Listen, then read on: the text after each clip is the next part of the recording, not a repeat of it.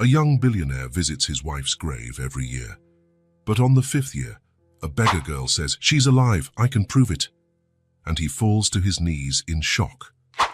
Oak Hill Cemetery was always quiet on Mondays.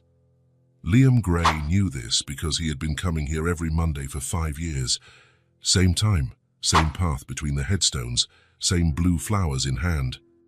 He stopped in front of the stone that read, "Ilara Gray, beloved wife." The golden letters didn't shine as brightly anymore. Time did that to everything. Liam placed the flowers in the vase.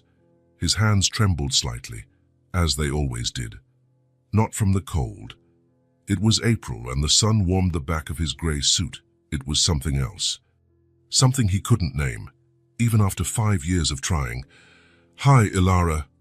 His voice came out hoarse. He always started that way.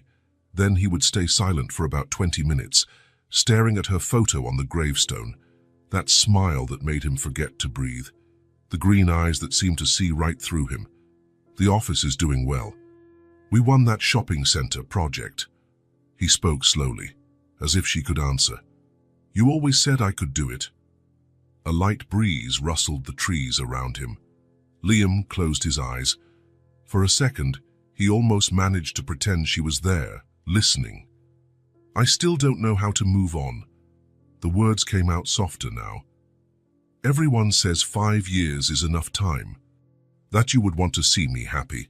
But I don't know how to be happy without you." He opened his eyes and looked at the photo again.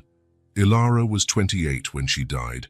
A car accident on the road to his mother's house. Rain, wet road, a dangerous curve. Her car was found in the lake the next day. The body? Never found. No body, no way to be sure, the police had said at the time. But after 3 months of searching, they declared her presumed dead. Liam signed the papers because he had no choice, but a part of him always refused to believe. Today marked exactly 5 years. "I brought your favorite flowers."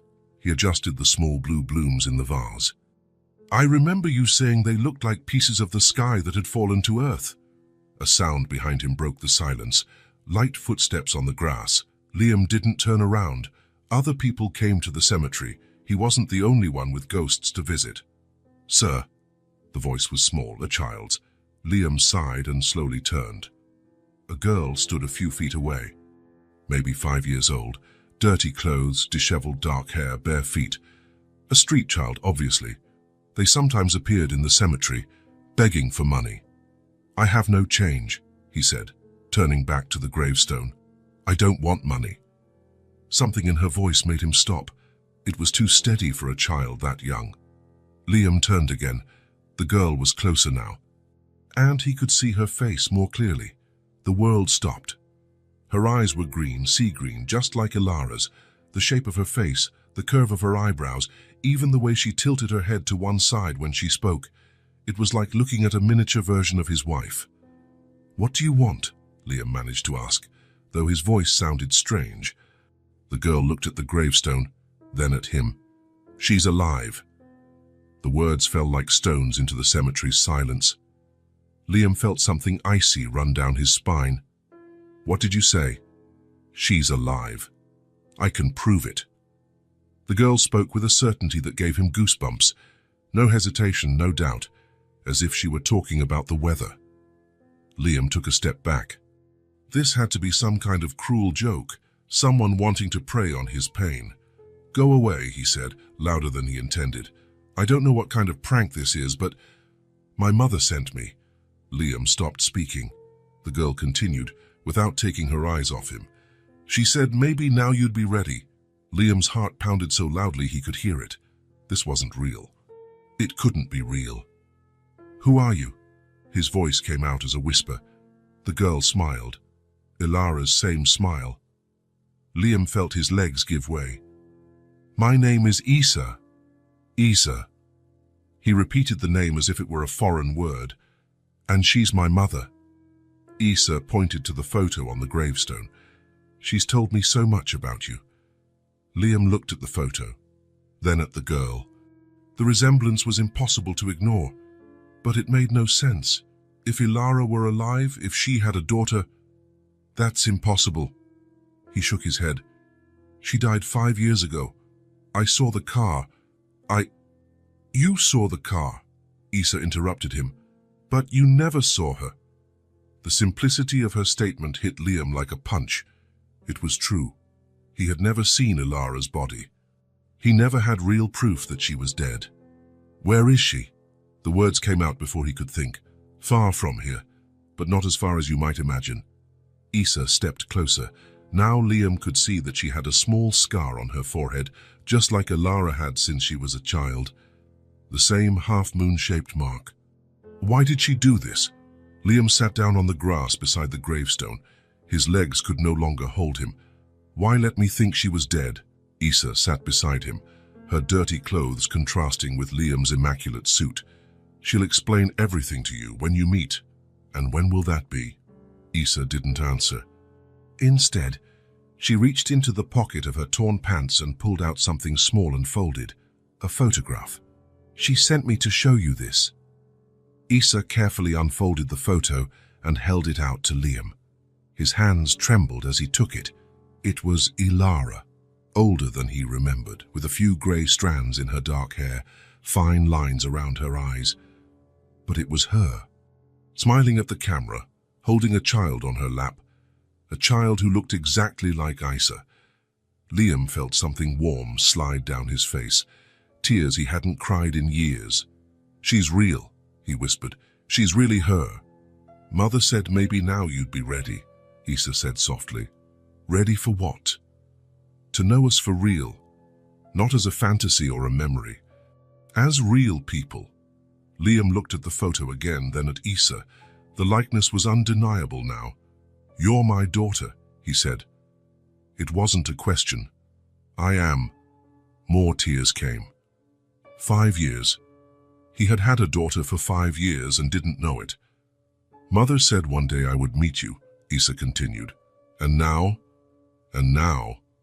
She thinks you're ready now. I do too.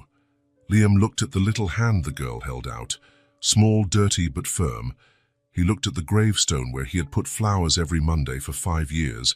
He looked at the cemetery where he had come to mourn a death that might never have happened. If I go with you, he said slowly, and this is a lie. It's not a lie. Issa didn't lower her hand. She's been waiting 5 years, but she'll only appear if you truly want to know us for real.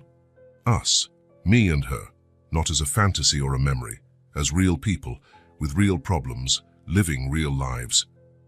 Liam felt something stirring in his chest, something he hadn't felt in 5 years. It was small, fragile, like an injured bird trying to fly, but it was there. Hope. I want to know you for real, he said, and took Issa's hand. The girl smiled, Ilara's smile. Then let's go. They walked in silence along the cemetery paths.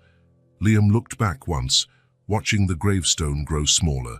For 5 years, that place had been the center of his life, the place where he came to talk to ghosts. Now, for the first time, he was leaving it with someone alive. At the cemetery gate, Issa stopped. Before we go, she said, there's one thing you need to know. What? Mother isn't the same person you remember. 5 years have changed her, changed everyone. Liam nodded. I'm not the same either. I know that's why she thinks now might work. And you? What do you think? Issa looked at him with those all-too-familiar green eyes. I think everyone deserves a second chance, even people who pretended to be dead. Liam almost smiled. Almost. Where do you live? He asked. On the streets. For a while. Alone? Not exactly alone. There are other children. We look out for each other. The thought of Issa living on the streets made something tighten in Liam's chest. If she really was Ilara's daughter, if she really was his daughter. Are you hungry? He asked. Always. Then let's go to my house first. You can take a bath, eat something, and tell me more about your mother. Issa hesitated. And if you change your mind? If you decide you don't want to look for her? Liam looked at the girl, at her green eyes, her dirty clothes, her bare feet, at the courage she had to come to him with an impossible story. I won't change my mind, he said. I promise. and for the first time in 5 years, Liam Gray made a promise he truly wanted to keep. Liam's car was a sleek black BMW, immaculate like everything in his life. Issa looked at it curiously but said nothing. She just climbed into the passenger seat and fastened her seatbelt. "Do you know how to use a seatbelt?" Liam asked, surprised. "Mother taught me when I was little." "You're still little," Issa smiled. "On the outside, maybe." During the ride to his house, Liam stole glances at the girl. She looked out the window with interest but without astonishment, as if she were used to seeing the world, even though she was so young. "How long have you been living on the streets?" he asked. "About 2 years." "And before that?" "I lived with Mother, in a small place far from the city." "Why did you leave there?" Issa took a moment to answer. "Mother thought it was time. She said I needed to come find you." "She sent you alone?" "I'm not as small as I look anymore." Liam looked at her again. Issa was right. There was something in her posture, in the way she spoke, that showed a maturity beyond her years. As if life had forced her to grow up too fast. Liam's house was in a quiet neighborhood in the city.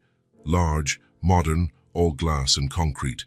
The kind of house that appeared in architecture magazines. The kind of house Ilara always said was too beautiful to be a home.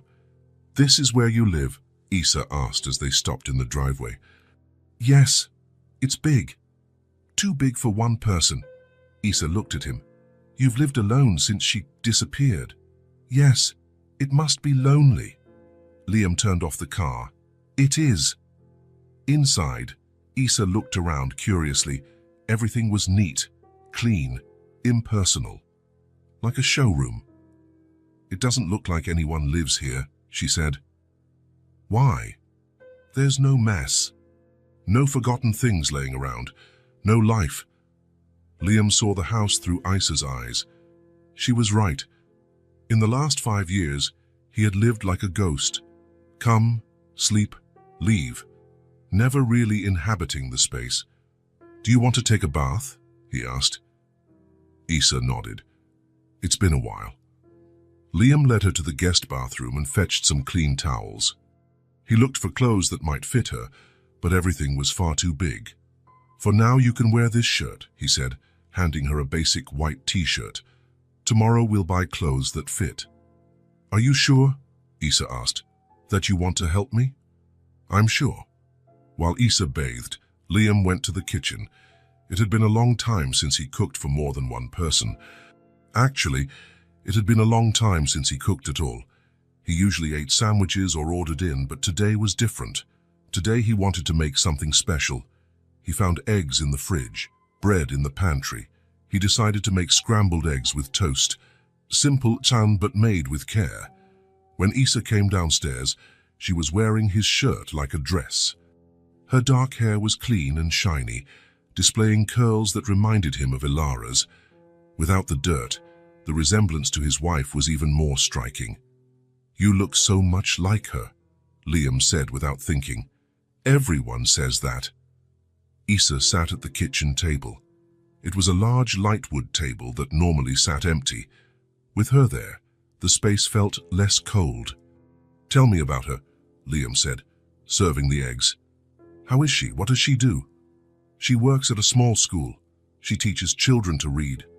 She always loved books. She has many. She reads to me every night." Liam felt a pang. Ilara reading to her daughter every night. A simple, beautiful routine he never got to see. "And is she happy?" Issa chewed slowly before answering. "She smiles, but sometimes she's sad." "Why?" "She'll explain when you meet." "When will we see her?" Liam asked.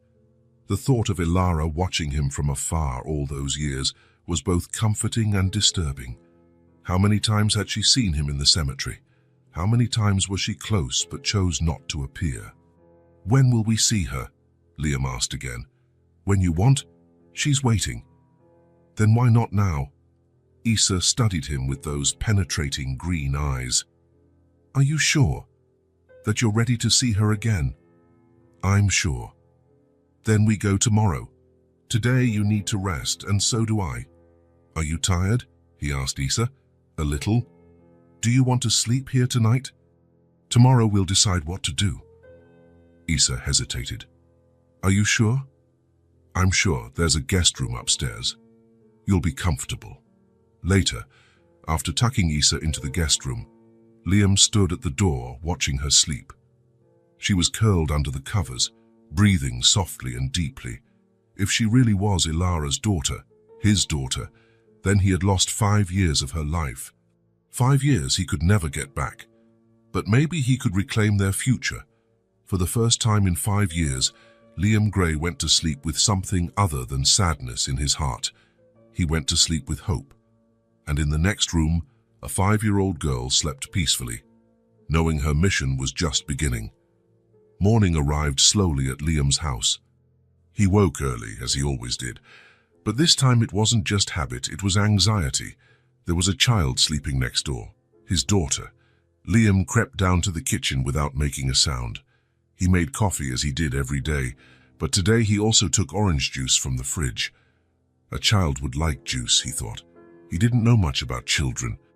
In fact, he didn't know anything about children. The sound of bare feet on the stairs made him look up. Isa appeared at the kitchen door, still wearing his shirt as a dress. Her hair was messy on one side, as happens when one sleeps deeply. "Good morning," she said, her voice still husky from sleep. "Good morning. Did you sleep well?" "Better than I have in months." Liam felt a pang in his chest. Months. She had been on the streets for 2 years, but the last months had been worse. "Do you want breakfast?" he asked. "Do you have food?" The simple question hit him like a punch. Of course he had food. His fridge was always full, even if he rarely cooked. But for Isa, having food wasn't guaranteed. "Yes, I have. What do you like to eat?" Isa shrugged. "Anything. I'm not picky." Liam opened the fridge and began taking things out. Eggs, milk, fruit, bread. As he prepared breakfast, Isa sat at the table and watched in silence. "Did you always live in this house?" she asked. "No. I bought it after your mother disappeared." "Why?" Liam stopped stirring the eggs.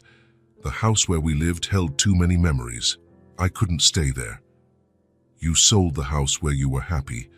"Yes, I sold it." Isa was quiet for a moment.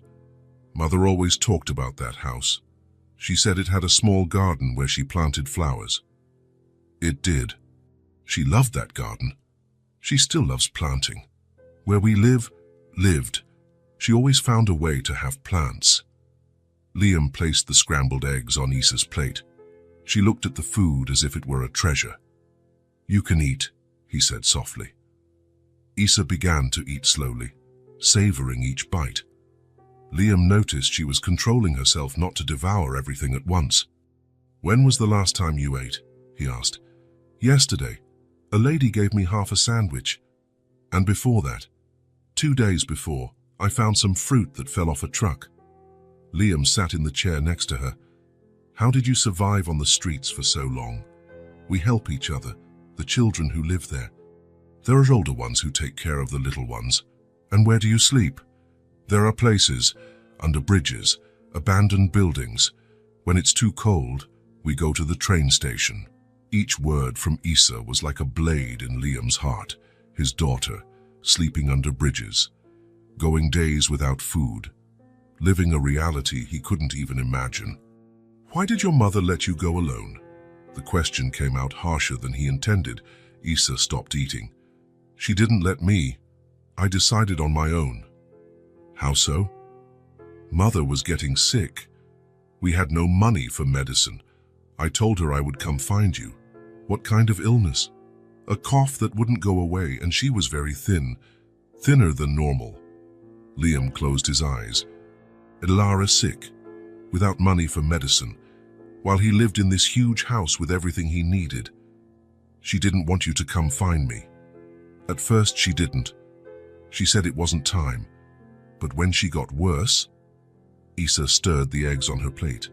"I said I'd come with or without permission. Then she gave me the photo and taught me how to find you." "How did you know where to find me?" "Mother told me about the cemetery. that you went there every Monday. She had seen you there a few times. She saw me in the cemetery. A few times, from afar. She never got close because she thought you were okay, that you had moved on. Liam shook his head. I never moved on. She knows that now. Issa returned to eating. Liam watched her, trying to process everything he was learning. His wife alive but struggling.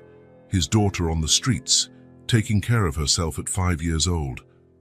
What was your life like, he asked, before you went to the streets? Issa's face lit up a bit. It was simple. We lived in a small house outside the city. Mother worked at the village school. She made little wan but enough to live. And what did you do together? In the morning she took me to school. She was my teacher, so I stayed with her all day.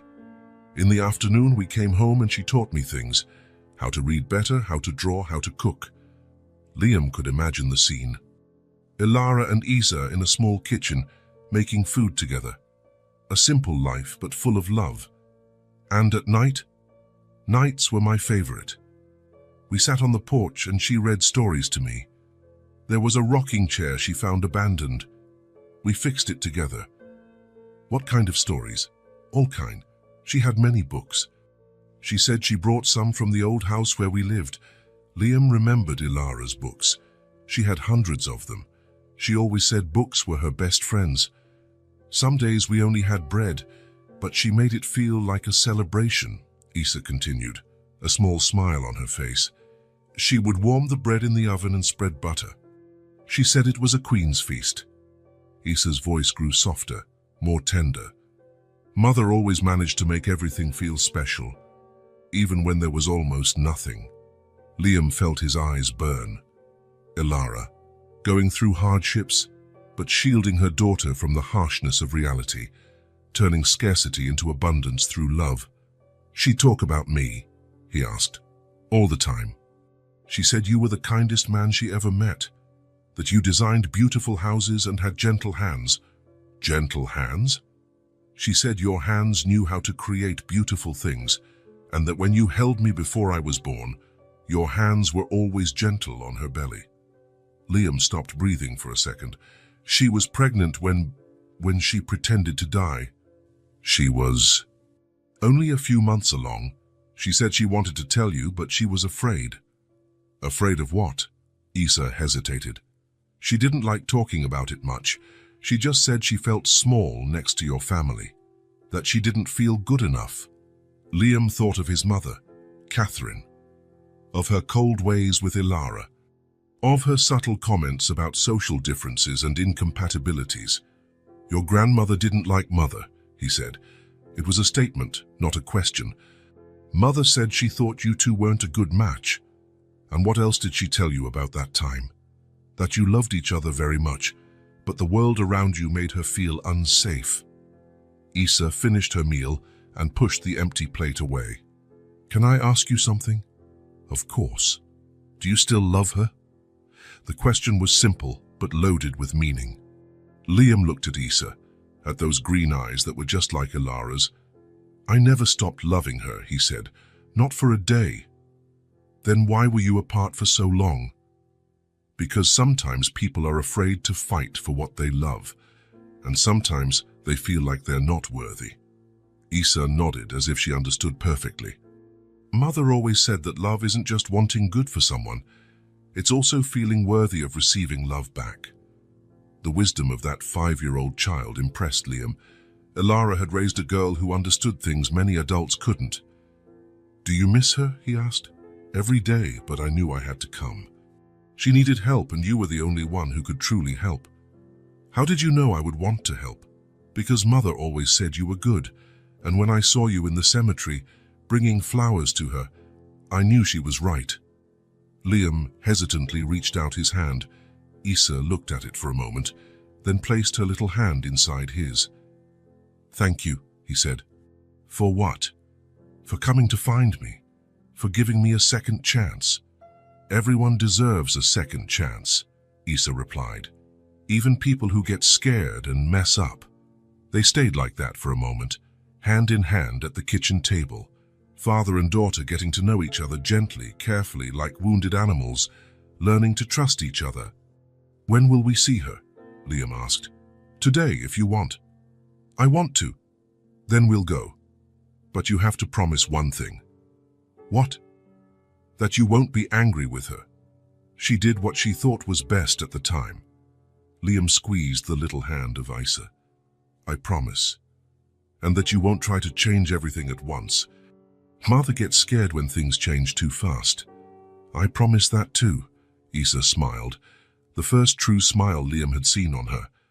"Then let's pack your things. The trip is a bit long."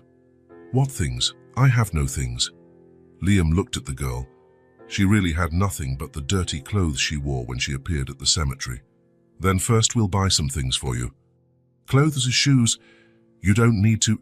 "I want to," Liam interrupted. "You are my daughter. Let me take care of you." Isa studied him for a moment. "Are you sure?" "More sure than anything in my life."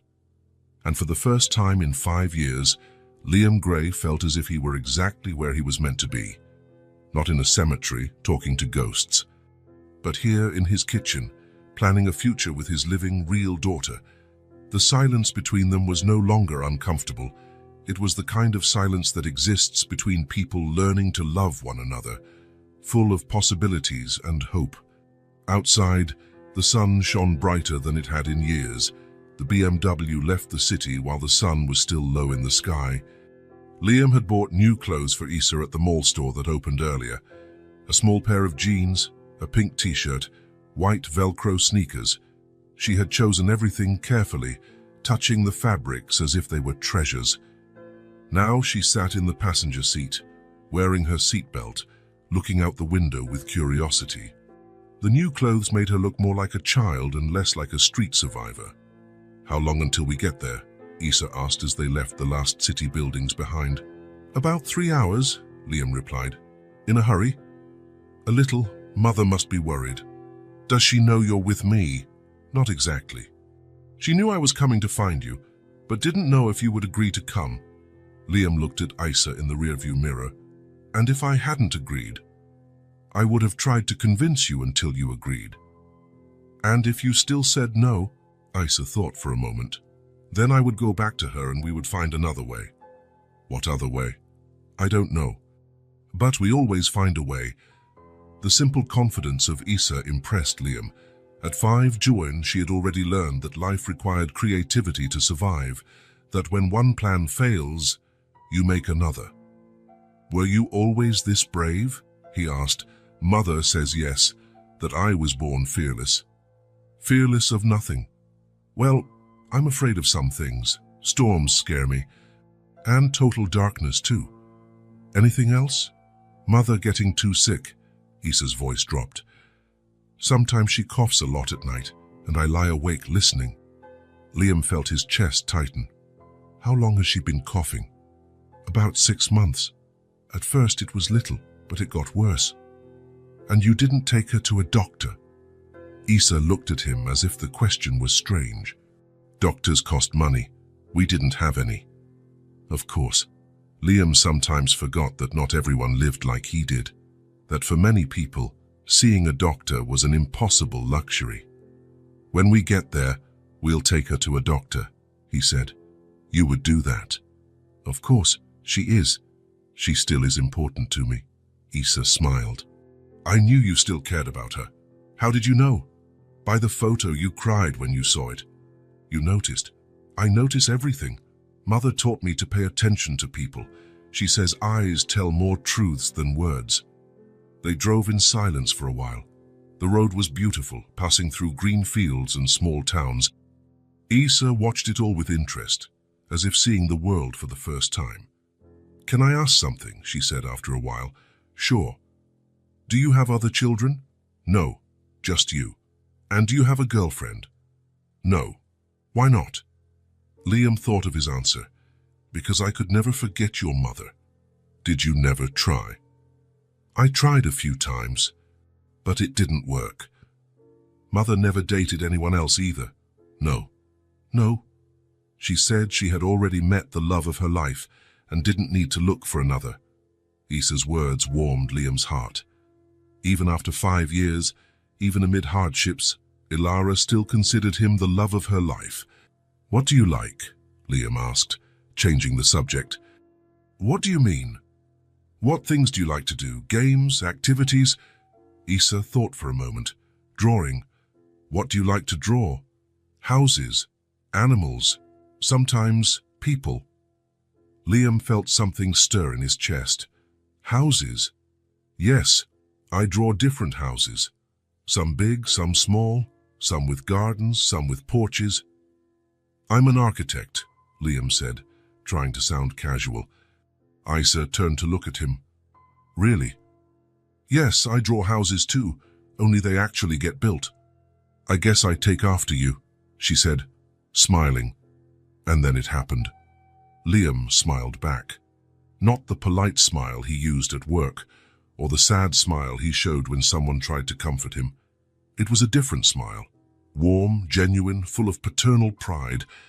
It was the smile of a father discovering a connection with his daughter. "Do you have drawings with you?" he asked. "I didn't bring any. They're back home. When we return, will you show me? You really want to see them?" "I really do." Issa settled back into her seat. "Mother always said you would like my drawings. She talked about me often, all the time. She told me stories about when you lived together, about trips you took, movies you watched."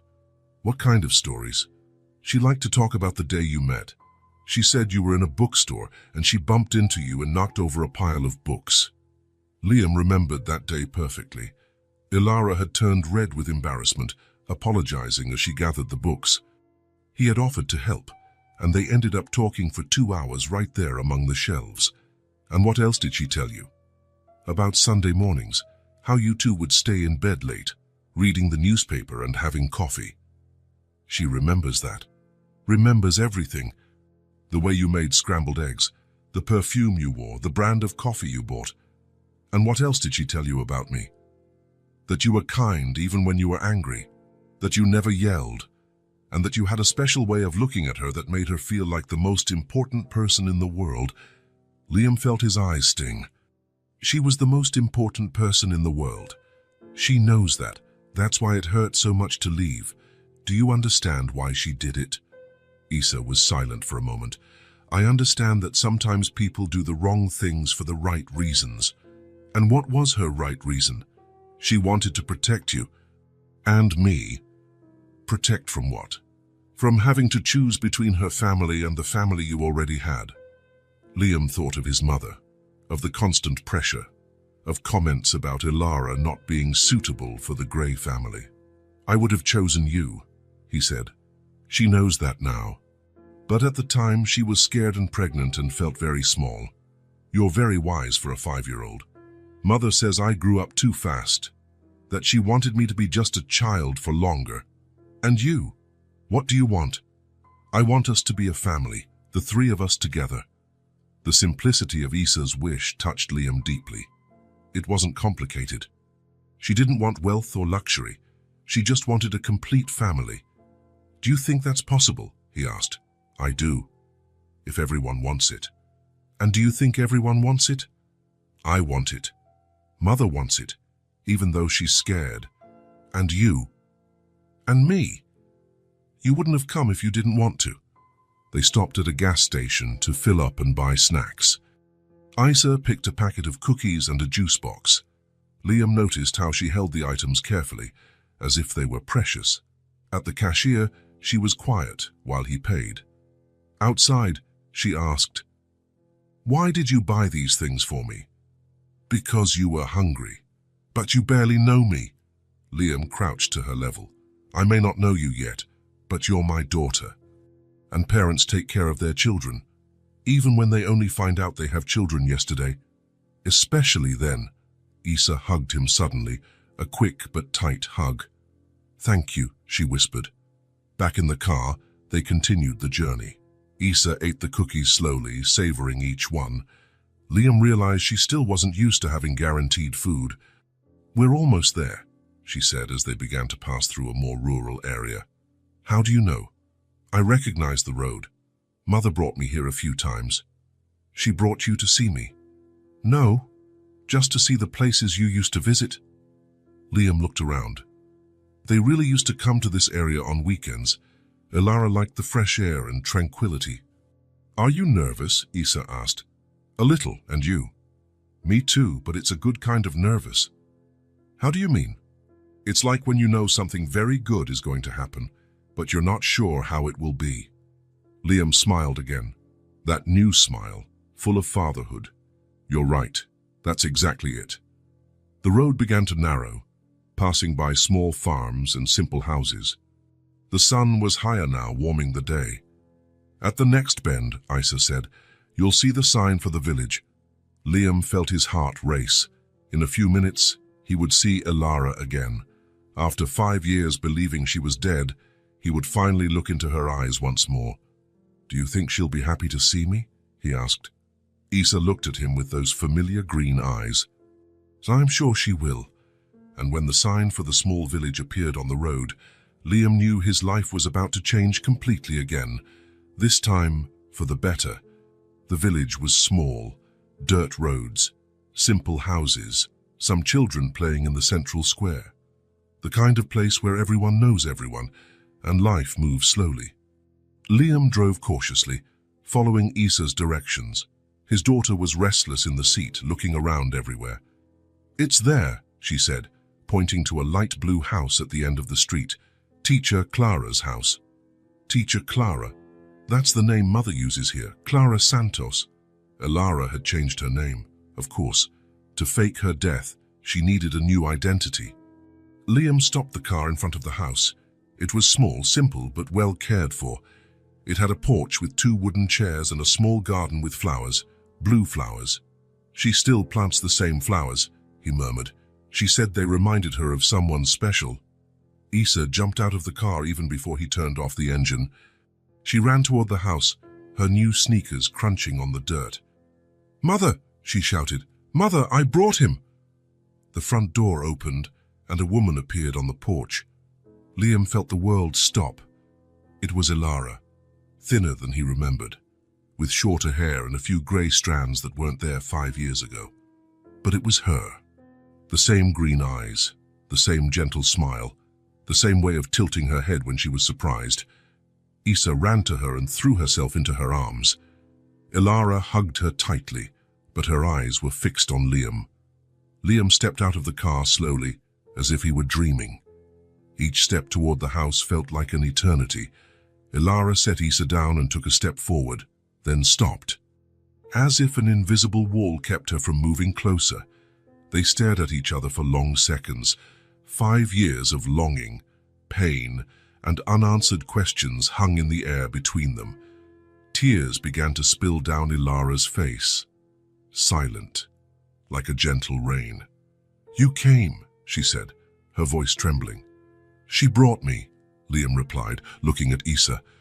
Isa stood between them, looking from one to the other, as if she were a human bridge connecting 2 people who loved each other but had been lost to each other. I told him you were alive, Isa said. I showed him the photo. Ilara looked at her daughter, then at Liam again. You believed her? At first I didn't. I thought it was some kind of cruelty. And now I'm here. Ilara wiped her tears with the back of her hand. Come in, please. Inside, the house was even smaller than it looked from the outside. A living room, a kitchen, 2 small bedrooms, everything clean and organized but simple. Very different from the large and modern house where Liam lived. There were books everywhere, on shelves, stacked on the floor, on the table. Ilara had always been that way, surrounded by books as some people are surrounded by expensive furniture. Would you like some coffee? Ilara asked, her hands trembling slightly. I would. Isa sat on the small sofa, watching the 2 adults move around the house like cautious dancers, each aware of the other's movements. How did you find me? Ilara asked as she prepared coffee. I told him everything, Isa replied before Liam could speak. About the cemetery, about you being sick, about everything. Ilara looked at her daughter with a mix of pride and concern. You shouldn't have come alone. But I did. And it worked. It worked. Ilara looked at Liam. It worked. Liam nodded. She stayed at my house last night. Ate well. Slept in a real bed. Thank you, Ilara said quietly. You don't have to thank me. She's my daughter. The words hung in the air. My daughter.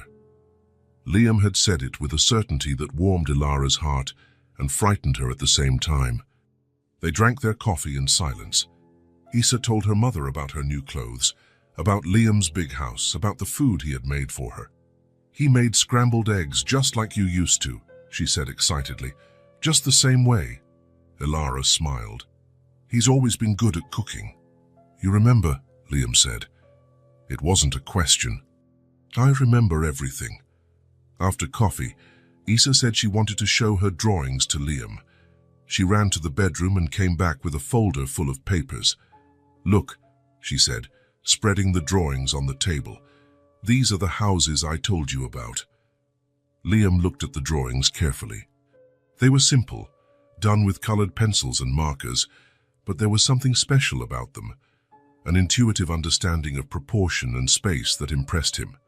She has talent, he said to Ilara. She really does. She's always drawn since she was little. I think she takes after me, Issa said, repeating the phrase she had said in the car. Ilara looked at Liam, then at her daughter. I think so too. The afternoon passed slowly. Issa showed him the entire house, told him about the school where Ilara worked, about the friends she had in the village. Liam listened to everything, but his eyes always returned to Ilara. She was different, not just thinner or with different hair. There was a serenity in her that hadn't existed before, as if the 5 years had taught her to find peace within herself. But there was also a fragility. Liam noticed how she coughed discreetly, how she avoided taking deep breaths, how her hands trembled when she thought no one was looking. When dusk fell, Issa said she was tired.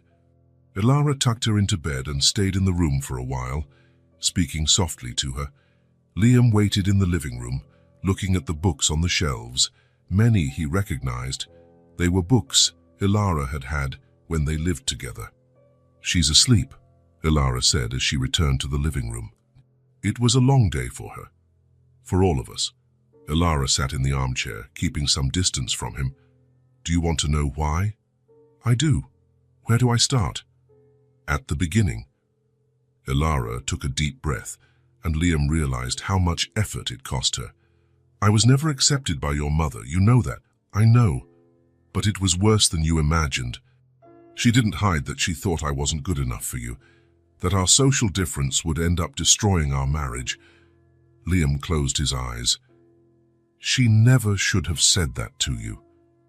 But she did, several times, and I began to believe it. Why? You knew I loved you. I knew that. But love sometimes isn't enough. I felt small in your family, out of place, as if I was always trying to prove I deserved to be there. Ilara stopped to cough, a dry cough that made her bend over slightly. You okay? Liam asked, leaning forward. I'm okay. Just let me continue. All right. So I discovered I was pregnant. Those were the best and worst days of my life at the same time. Why? Because I wanted so much to tell you. I dreamed of your reaction, of what our family would be like. But at the same time, I was afraid of your mother's reaction, afraid that a child would make everything more complicated, afraid that you would feel trapped. Liam shook his head. I never felt trapped with you. I know that now. But at the time I was full of insecurities. Ilara stood and went to the window. She looked out at the dark village street. That day, when I left home, I had decided I was going to tell you about the pregnancy when I returned. I even thought about what I would say. What happened then? The car. On the road, it started making strange noises. Then the brakes failed on a curve. Liam felt his stomach drop. You were hurt. Not much. I got out before the car sank into the lake. but I hid, watching the firefighters arrive, people searching. Why? Why didn't you come forward? Ilara turned to look at him, because at that moment, watching all that chaos, I realized I had a chance. A chance to disappear before things got too complicated. Complicated how? Liam, I would have to tell your mother I was pregnant. I would have to face pitying looks from your friends. I would have to live always justifying myself, always trying to prove I deserved to be in your life. Liam rose to his feet. You deserved it. You always deserved it.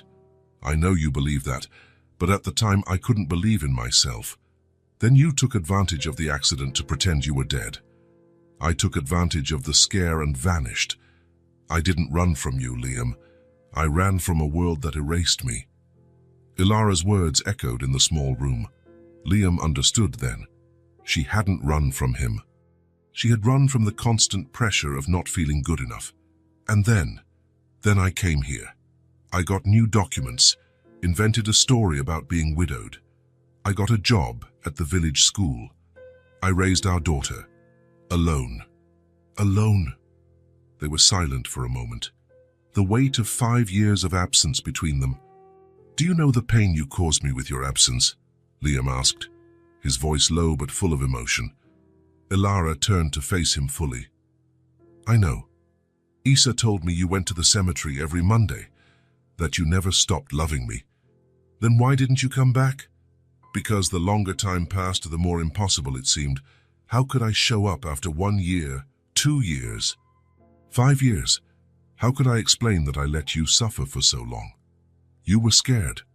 I was terrified, afraid you would hate me, afraid you had moved on, afraid that our daughter wouldn't be welcome in your life. Liam took a step toward her. Do you know what it's like to hide your daughter because she wouldn't be welcome? His words hit her like a blow. Ilara covered her face with her hands. I didn't know if you would want her. I didn't know if your family would accept her. My family? Liam laughed bitterly.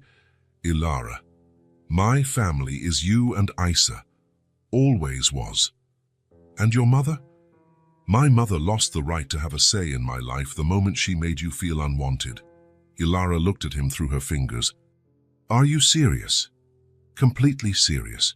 She lowered her hands. Tears streamed freely now. I made a terrible mistake, didn't I? Liam stepped closer. You were afraid. People who are afraid do things they normally wouldn't. Can you forgive me? There's nothing to forgive. You did what you thought was best at the time. But what about you? All that suffering, the suffering is over. You're alive. We have a beautiful, smart daughter. The rest will rebuild.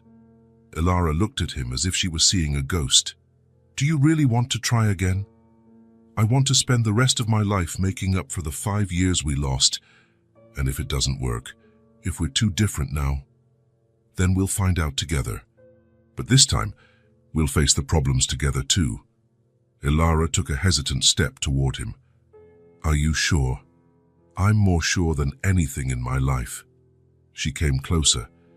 Now Liam could see the small details that had changed, the fine lines around her eyes, the small scar on her forehead she didn't have before, the rougher hands of someone who works hard.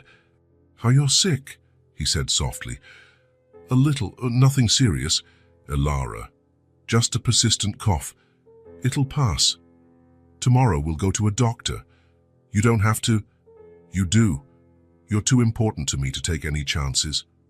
She smiled through her tears. You still think I'm important? In response, Liam extended his hand, as he had with Isa in the cemetery, as he had when they were young and in love. Ilara stared at the outstretched hand for a long moment, then slowly placed her hand in his. The touch was electric. 5 years disappeared in an instant. They were again that couple who loved each other without reservation, dreaming of a future together. I missed you so much, she whispered. You have no idea how much I missed you. They embraced then. It was not the desperate hug of lovers reunited after a journey. It was the careful hug of two wounded people learning to trust each other again. They held on as if they were holding something very fragile and precious. What do we do now? Ilara asked, her head resting on his chest. Now we talk, we plan. We decide how we'll be a family. And your mother, your friends, everyone who will ask questions? I'll handle that. What matters is what the three of us want. And you sure of what you want? Liam stepped back a little to look into her eyes. I want to wake up every day knowing that you and Issa are safe and happy. I want to watch our daughter grow. I want to grow old by your side. I want a second chance to be the man you deserve. You've always been the man I deserved. I just couldn't see it. Then let's see it together now. Ilara smiled, the first true smile since he arrived. All right, all right, all right. Let's try. From the small bedroom came a muffled sound. Issa coughing. Ilara immediately let go of Liam. She sometimes coughs at night. She must have inherited it from me. Liam followed Ilara to the bedroom. Issa was asleep, but restless. Ilara adjusted the covers and stroked her daughter's hair until she calmed down. She is perfect, Liam whispered. She is. Despite everything, she grew up perfect. Because of you. You did an amazing job. I tried, but it was hard alone. You're not alone anymore. Ilara looked at him. Promise. I promise. They returned to the living room. It was late, but neither wanted to sleep. There were 5 years of conversation to catch up on.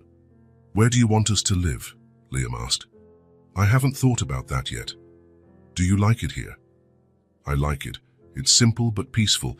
Issa has friends. I like my job. Then we can stay here, or split time between here and the city. You would do that.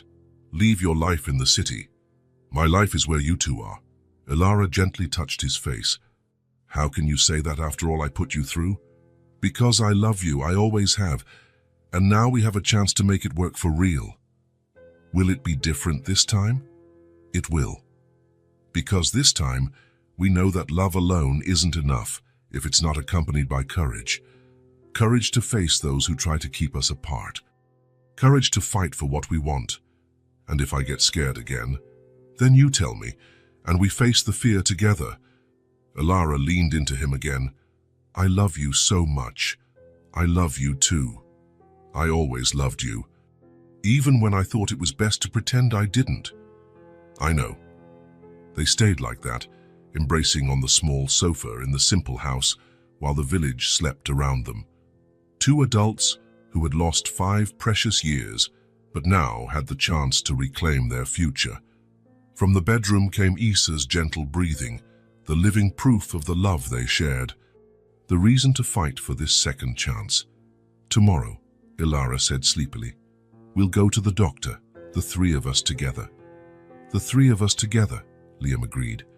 And for the first time in 5 years, he fell asleep not with a sense of loss, but with a sense of completeness. His family was back. Different, marked by time, but back. In the next room, Issa slept peacefully, knowing her mission had succeeded, that she had brought back not just a father, but an entire family. The small village house, which for 5 years had housed only a mother and daughter struggling to survive, was now a home where 3 people could finally learn to live again. Liam returned to the city on a Monday, but not to stay. Ilara and Issa had come with him, and now they were staying in a hotel while Ilara underwent medical tests. The diagnosis was reassuring, just a respiratory infection that antibiotics would fix. But Liam wanted to make sure she received the best care. Now he had an unpleasant task ahead. He needed to go to his mother's house. The grey mansion stood in the city's most upscale neighborhood. Liam had grown up in those enormous rooms, among expensive furniture and freezing silences. It was a house that impressed visitors, but never felt like a real home. Catherine Gray was in the living room when he arrived, as she always was at that hour. 65 years old, grey hair always impeccable, posture so straight it never relaxed. She was reading a book, but Liam knew she had heard the car arrive. "Liam," she said without lifting her eyes. "What a surprise. You haven't shown up here in months." "Hi, Mother." Catherine finally looked at him. Her gaze was critical, as always, examining his appearance, his posture, searching for flaws. "You look different," she said. "I do. More relaxed, less melancholy." Liam sat in the armchair facing her, the same armchair where he used to sit as a child, interrogated about school grades or misbehavior. "I have good news," he said. "What kind of good news?" "Ilara is alive." Catherine stopped breathing for a second. The book slipped from her hands and fell into her lap. "What did you say?" "She didn't die in the accident. She's alive, and I found her." Catherine quickly composed herself. She was a woman used to controlling her reactions. "That's impossible. She died 5 years ago. You signed the papers yourself. She faked her own death, and I understand why. You understand?" Catherine straightened even more in her chair. "A woman fakes her own death, leaves her husband suffering for 5 years, and you understand?" "I do, because I know how you treated her." The ensuing silence was heavy. Catherine and Liam stared at each other for long seconds, as adversaries assessing their strength before a battle. "I never treated that woman badly," Catherine finally said. "Never treated her badly. You just made it clear she wasn't welcome in this family. She wasn't suitable for you, Liam. And you know that." "Suitable according to whom?" "According to any person with common sense. You came from completely different worlds." Liam stood up from the armchair. He could no longer remain seated. "So what? I loved her. She loved me. Isn't that enough?" "Love doesn't pay bills, Liam. Love doesn't maintain social standing. Love doesn't build empires." "Empires?" Liam laughed sharply. "What are you talking about?" "I'm talking about the Grey name, about the company your father built, the position our family holds in this city." "And what does that have to do with Ilara?" Catherine rose from her seat as well. Even at 65 now, she was still imposing. "It has everything to do with it. A wife reflects her husband. And that woman has a name, Ilara. Ilara, then. She lacked the education, elegance, refinement required to be a Grey's wife." "Refinement," Liam echoed the word with disgust. "You're talking about refinement regarding the kindest, smartest, most loving woman I ever met. Kindness doesn't compensate for a lack of class, Liam. And class doesn't compensate for a lack of humanity, Mother." Catherine looked at him as though he had committed a blasphemy. "Don't give me that. I dedicated my entire life to building something for you to inherit. The company, the social standing, the right connections. I never asked for any of that. You didn't have to ask. It's yours by right. It's your legacy. And if I don't want that legacy?" "What do you mean?" Liam took a deep breath. The moment of truth had arrived. "Ilara and I have a daughter, Issa. She's 5 years old." Catherine recoiled as if struck. "A daughter? A beautiful, intelligent daughter who draws houses like I used to when I was a kid. You're sure she's yours?" Catherine's question was like a blade. Liam felt anger rise in his chest. "Don't you dare question that." "Liam, think carefully. A woman who lies about her own death is capable of—" "Stop. Now." Catherine saw something in her son's face that made her fall silent. "Issa is my daughter, and Ilara is the woman I love. We will rebuild our family." "And where exactly do you intend to live? How do you intend to live?" "That's none of your business." "Of course it's my business. You're my son. You have responsibilities." "My only responsibilities are to my wife and daughter." Catherine walked to the window, turning her back to him. "Are you going to throw it all away?" she asked, her voice lower. "That legacy drove me away from the only woman who truly loved me. Liam, be reasonable. Think about what you're doing." "I am thinking. For the first time in 5 years, I am thinking clearly." Catherine turned to him again. There was something different on her face. Fear, perhaps. "If you do this, if you choose her over the family—" "Over the family? Mother, Ilara and Issa are my family. You know what I mean." "I do. And my answer is the same." Catherine approached him. For the first time, Liam saw vulnerability in her eyes. "You are my only son," she said, her voice cracking slightly. Liam looked at her. The woman who raised him, educated him, dedicated her life to shaping the man she thought he should be, but who never tried to understand the man he truly was. "And yet you lost me," he said calmly. The words fell like stones in the silent, elegant room. Catherine opened her mouth to speak, but no sound came out. "You lost me the moment you made Ilara feel unwanted," Liam continued. "You lost me when you put appearances above your own son's happiness. Liam, I got lost because I wanted to live a life I chose, not the life you chose for me." Catherine sat down heavily on the armchair. For a moment, she seemed smaller, more fragile. "I just wanted what was best for you. What's best for me is being happy. And I'm happy with them. And if it doesn't work out, if you regret it, then I'll deal with the consequences. But at least I'll have tried to live the life I chose, not the life you chose for me." Catherine was silent for a long time. When she finally spoke, her voice sounded different, older, more tired. "What do you want from me?" "Nothing. I'm just letting you know I'm leaving."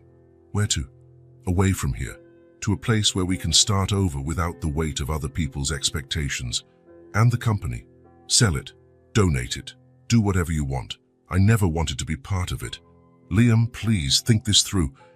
Liam walked toward the door. He stopped before leaving and looked back. "You had 5 years to find me, to try to understand my pain, 5 years to support me while I suffered.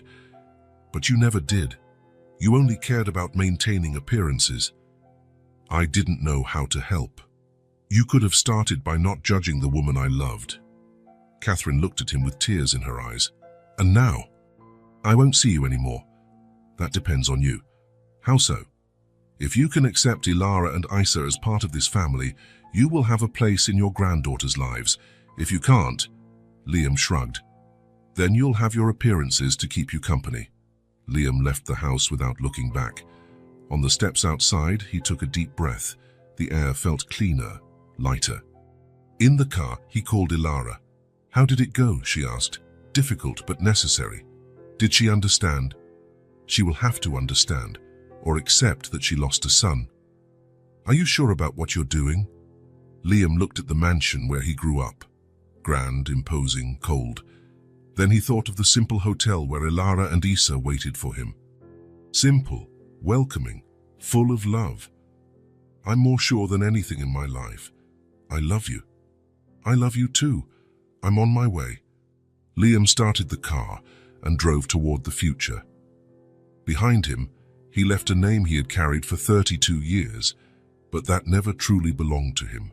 For the first time in his life, he was free to be exactly who he chose to be: a husband, a father, a man who prioritized love over status, a free and whole man.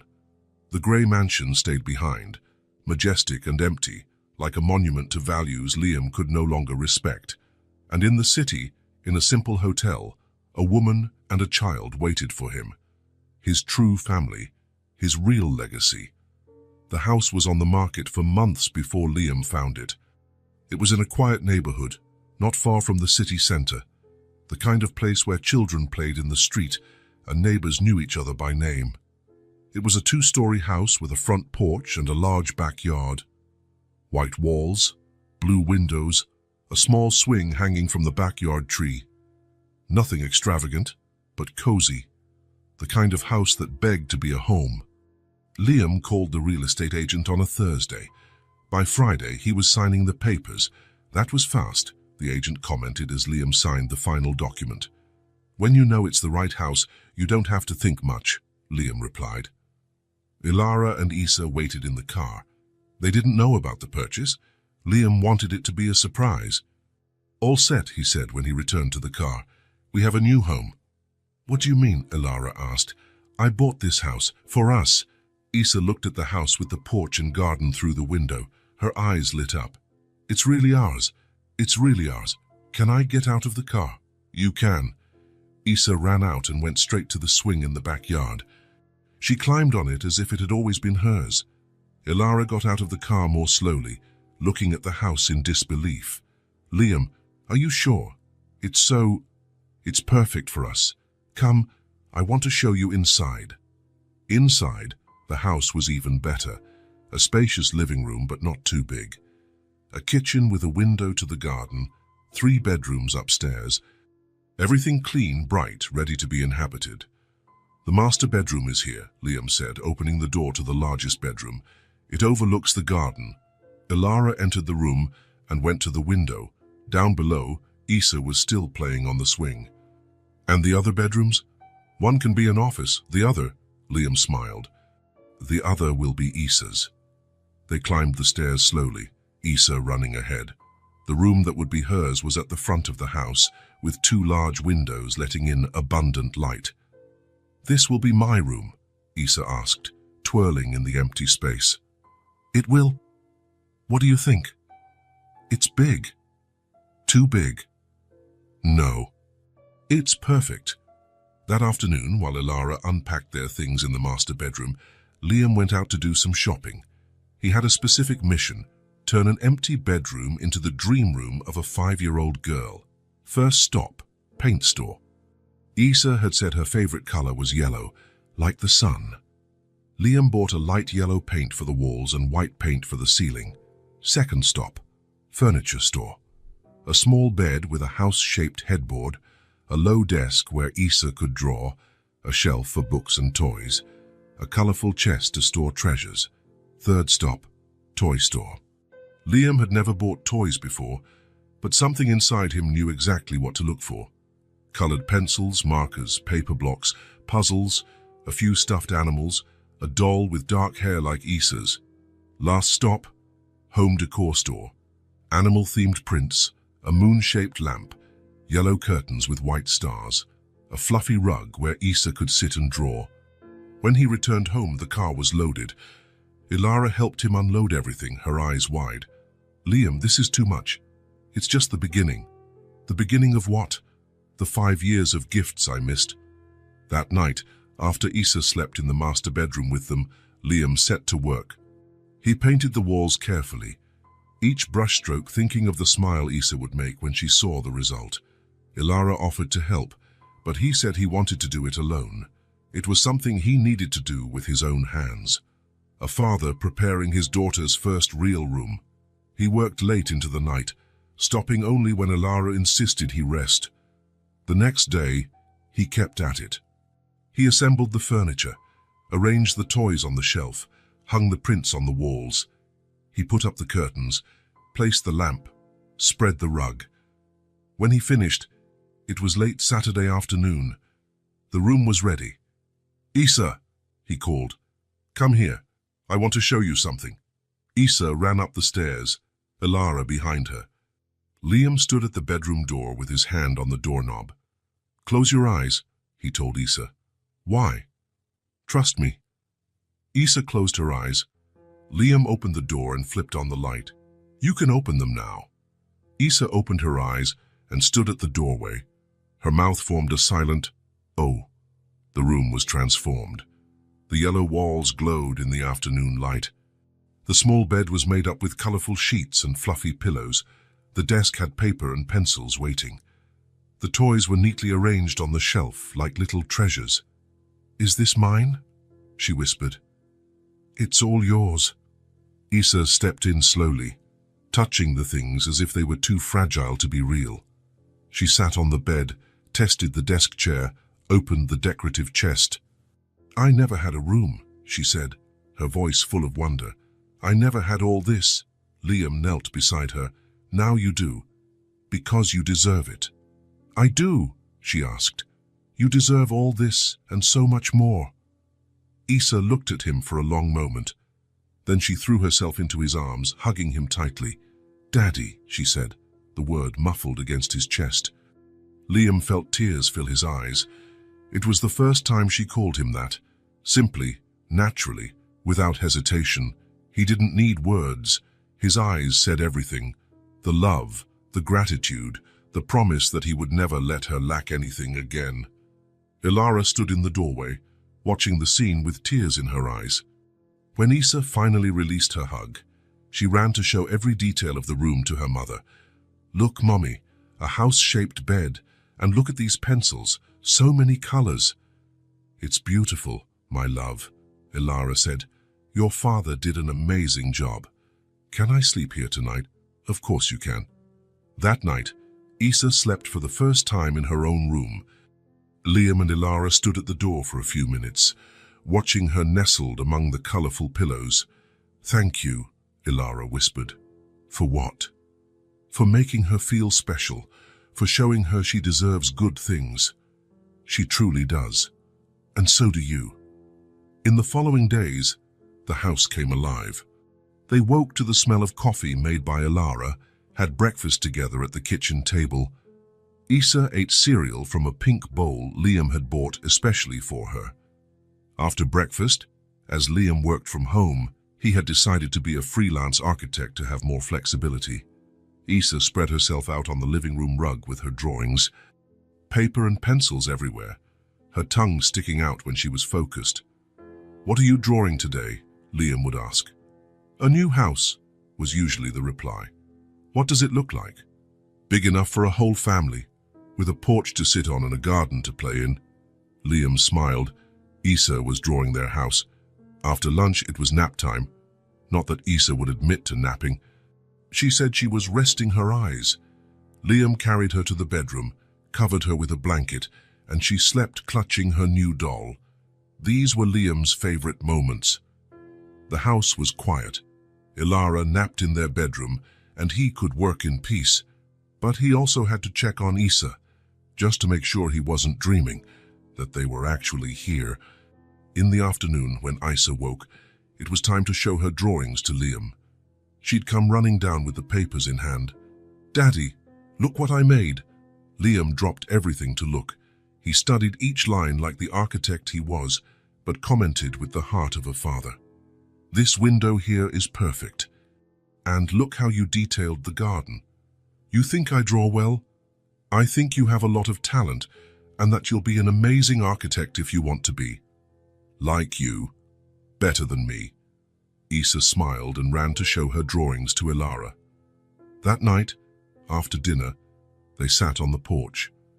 Issa on the swing, Liam and Ilara in the chairs they had bought for it. They talked about the day, weekend plans, about nothing and everything at the same time.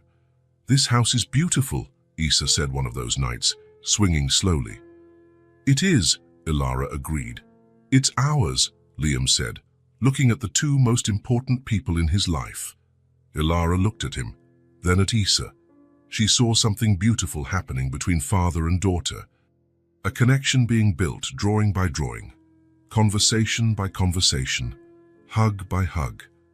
She saw how Liam looked at Issa when the girl wasn't paying attention, with admiration, with tenderness, with a paternal love that grew each day. She saw how Issa sought Liam whenever she wanted to show something important, how she had begun to call him Daddy naturally, without effort.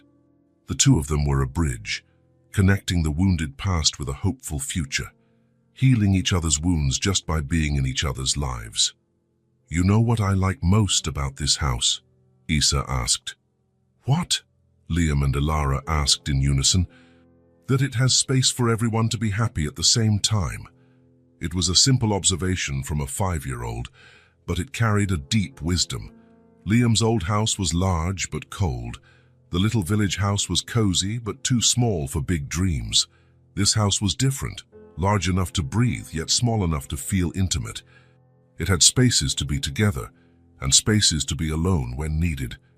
It was a house for a family. "Can I ask a question?" Issa said one morning while drawing on the rug. "Sure," Liam replied, looking up from his laptop. "Did you always want to have children?" The question took him by surprise. "I did.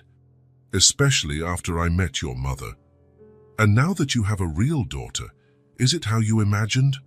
Liam closed his laptop and sat on the floor beside her. "It's better." "Why?" "Because I didn't know I would enjoy seeing you draw so much, or hearing your questions, or discovering how you think. And I didn't know I would enjoy having a daddy so much," Issa said, still drawing. "You didn't." Mother always said you were special, but I thought she was exaggerating because she loved you so much. And now I think she wasn't exaggerating at all." Liam smiled and tousled her hair. "Hey, you're special too, you know. Am I? The most special girl in the world. More special than all the other kids. To me, yes. To me, you're one of a kind." Issa stopped drawing and looked at him. "Daddy?" "Yes?" "Thank you for giving me a room." "You're welcome. And thank you for giving me a family. Thank you for letting me be part of your family too." That afternoon, Ilara was in the kitchen preparing dinner when she heard laughter from the living room. She peered around the door and saw Liam and Issa on the floor, both drawing. Issa was teaching Liam how to draw a butterfly. "No, Daddy, the wings have to be symmetrical. Like this. Better. Now draw the antennae. Is this good?" "Perfect. You're learning fast." Ilara leaned against the doorframe, watching. She saw a connection forming that moved her. Liam had adapted to fatherhood as if he had always known how. And Issa had embraced his presence as if he had never been absent. They were a bridge, the two of them. A bridge over the 5 lost years. A bridge between what was and what could be. "Dinner," she called. "We're coming," Issa replied. "Just teaching Daddy to paint first." "Is Daddy learning fast?" Ilara asked. "Yes. He's almost as good as me." "Almost," Liam protested playfully. "Okay, you're good, but I'm still better." "For now," Liam said. "But I'm practicing." "You can practice after dinner," Ilara said. "Let's eat." During dinner, Issa talked about the drawing she was making for Father's Day at school. "I'm going to draw you, me, and Mommy in our new house," she said. "With the garden and the porch and everything." "And what are you going to write?" Ilara asked. "I'm going to write my family is perfect." Liam and Ilara exchanged glances. Perfect was a strong word. They knew they weren't perfect. They were still learning to be a family, still had insecurities and fears. But maybe perfect wasn't about having no problems. Maybe perfect was about having people who love you despite the problems. "And is it?" Liam asked. "Is your family perfect?" "It is," Issa replied without hesitation, "because we have everything a family needs." "And what does a family need?" "Love, a home, and time together." Simple as that. In a 5-year-old's mind, a perfect family was love, a home, and time together. Nothing more complicated. After dinner, they sat on the porch as they always did. The garden was blooming nicely with the flowers Ilara had planted. Blue flowers, like the ones Liam used to bring to the cemetery. "You know what I think?" Issa said, swinging on the swing. "What?" Liam asked. "That we've always been a family. We just didn't know it." "How do you mean?" "Mother always talked about you, you always thought about her, and I always existed. We were just in different places." Ilara smiled. "You're right. And now we're in the same place." "And now we're in the same place," Liam agreed. Life began to bloom for real in that house. Not just survival, as they had done for the last 5 years, but truly living, waking up with joy, going to sleep grateful, finding reasons to smile in the small moments of each day. The house with a porch and garden became the home none of them had imagined possible. The dream room of Issa became a symbol that dreams could indeed come true. And a family once separated by fear and misunderstandings finally learned that love, accompanied by courage and honesty, was truly enough to build anything, even a second chance. 3 months after moving in, the house had found its rhythm, not the hurried rhythm of the city or the survival pace that Ilara and Issa knew so well. It was a new rhythm, gentle, made of small moments that added up to entire days of happiness. Liam woke up first, as he always had. But now, instead of dressing quickly to escape the silence of the house, he would go down slowly to the kitchen and make coffee for 3. The aroma would waft up the stairs and wake Ilara. She would come down in a robe, still sleepy. and they would have their first cup together in silence, looking out at the garden through the window. Issa was always the last to wake. She would appear in the kitchen in pajamas, with messy hair, seeking a lap before seeking food. Liam would lift her into his arms and she would laugh, still drowsy. It was his favorite sound in the whole world. "Good morning, princess," he would say. "Good morning, daddy," she would reply, snuggling into his arms for her glass of milk. After breakfast, each would go about their day. Liam to his home office, Ilara tending to the garden or reading on the porch, Issa drawing in the living room or playing in the backyard. But they always reunited for lunch. It was Ilara who started. She would enter the kitchen and begin pulling ingredients from the fridge. Liam would appear shortly after, offering to help. Issa would come last, dragging a chair to reach the sink and wash the vegetables. "I can cut the tomatoes," she always said. "You're only 5, Liam would protest, "almost 6. "And mother taught me," Ilara would nod, and Liam would hand Issa the small knife, always keeping an eye on her. They cooked together. Ilara seasoned. Liam stirred the pans. Issa washed everything they dirtied. 6 hands working in harmony, 3 people creating something together. "How about pasta today?" Ilara would suggest. "With tomato sauce," Issa would add. "And cheese," Liam would add. "Lots of cheese," they would say together, laughing.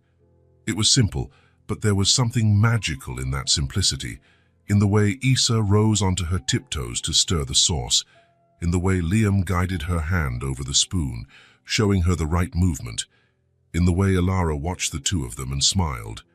After lunch, while Ilara rested, Liam and Issa did the dishes together.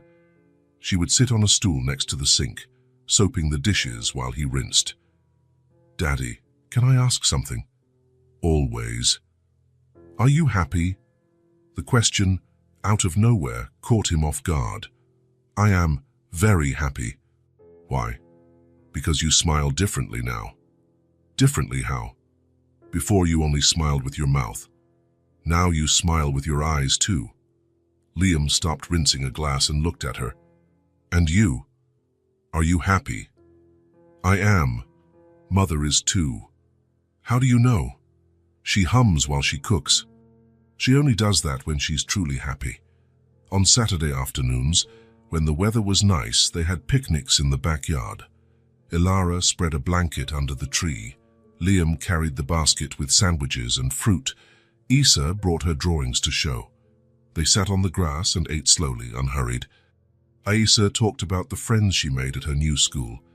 Ilara talked about the books she was reading. Liam shared stories about the projects he was working on. "I'm designing a house for a family with 3 children, he said during one of those picnics. "What will it be like?" Issa asked. "Big, with 4 bedrooms, a playroom and a large yard. Like ours." "Bigger than ours." Issa thought for a moment. "I like ours the way it is." "Why?" "Because it's big enough for us not to bump into each other, but small enough for us to always find each other." Ilara smiled.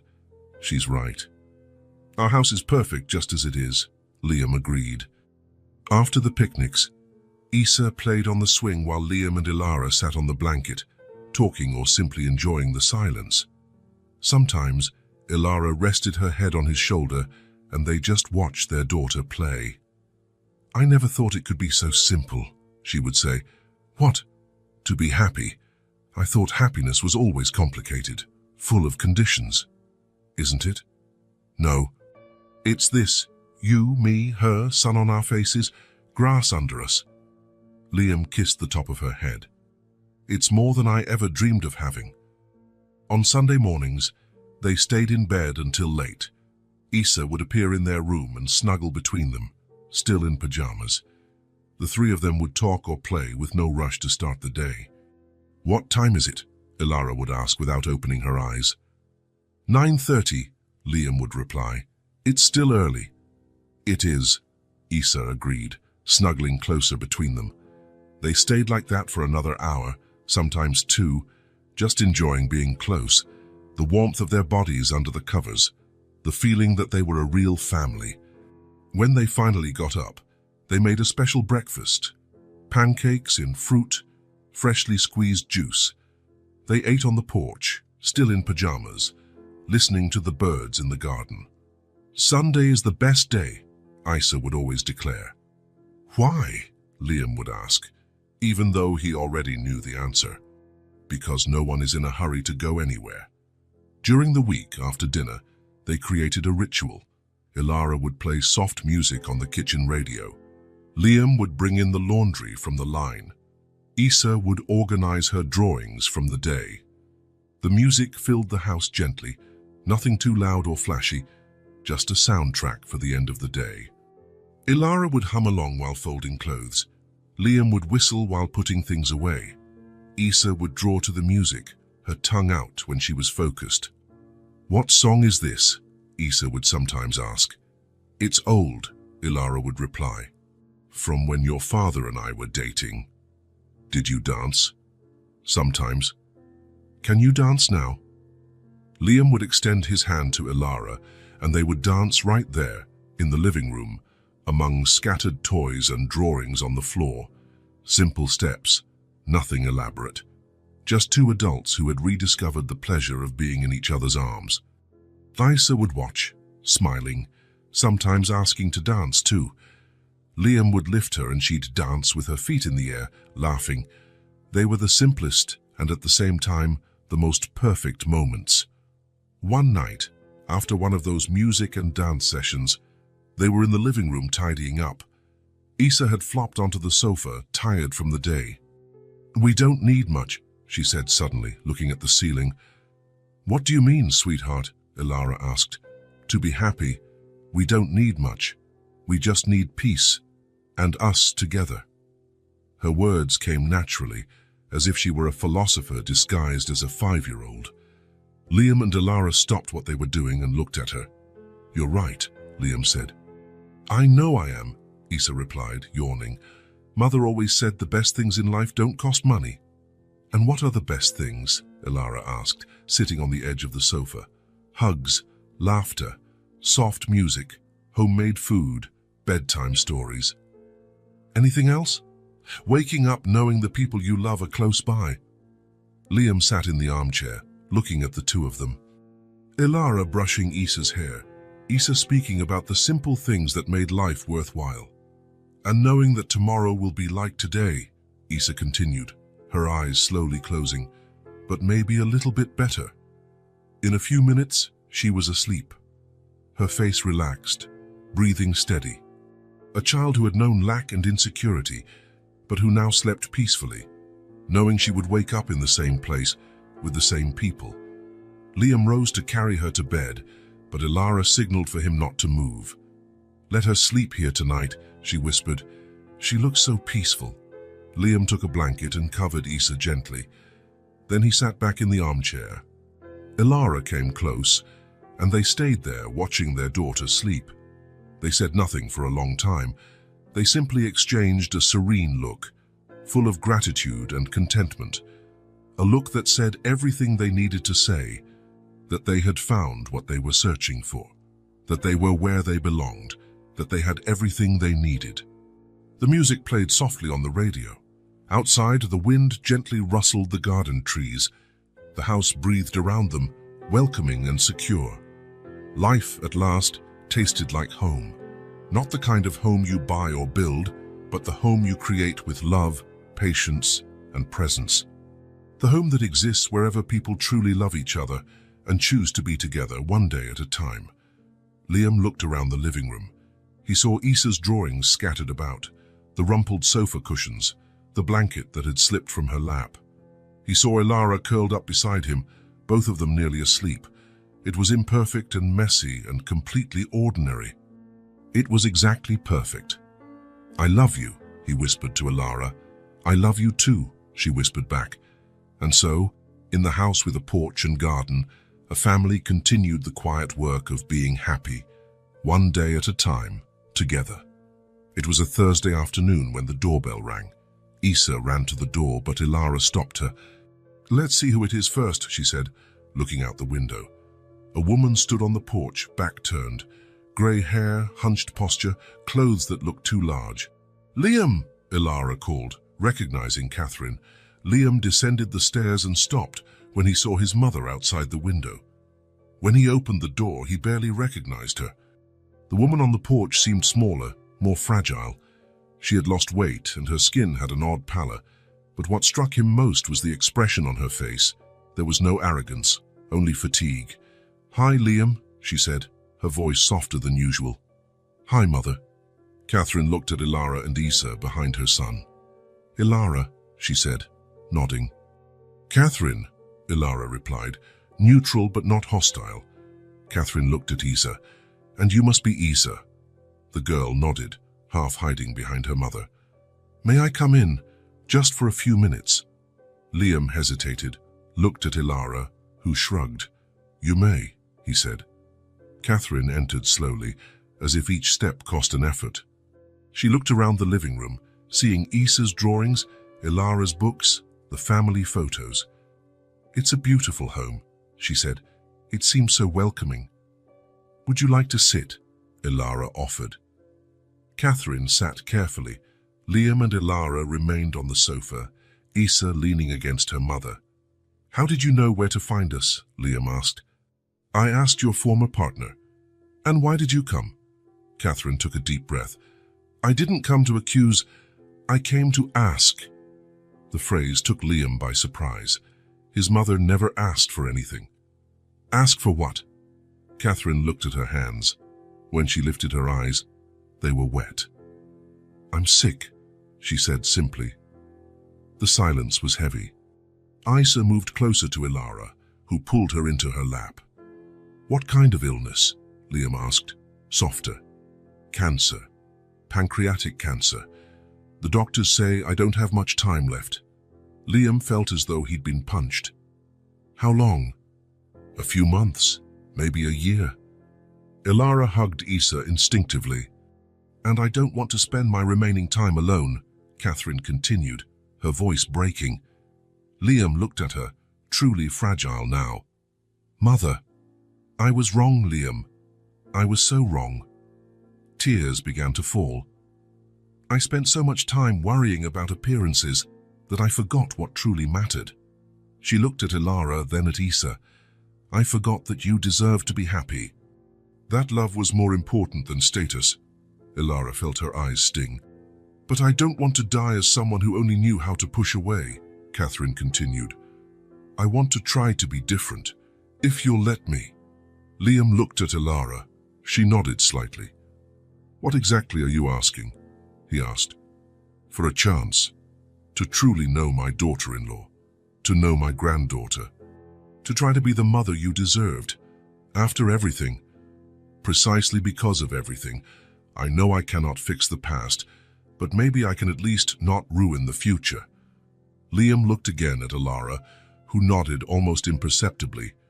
"We won't erase what happened," he said slowly. "We won't pretend there wasn't hurt." Catherine nodded. "I understand. But if you want to stay in it slowly, you can try to be part of this." Catherine closed her eyes, relieved. "Slowly," she repeated. "I promise." Issa slipped from Ilara's lap and approached Catherine. "Grandma?" she asked. "Yes, I'm your grandmother."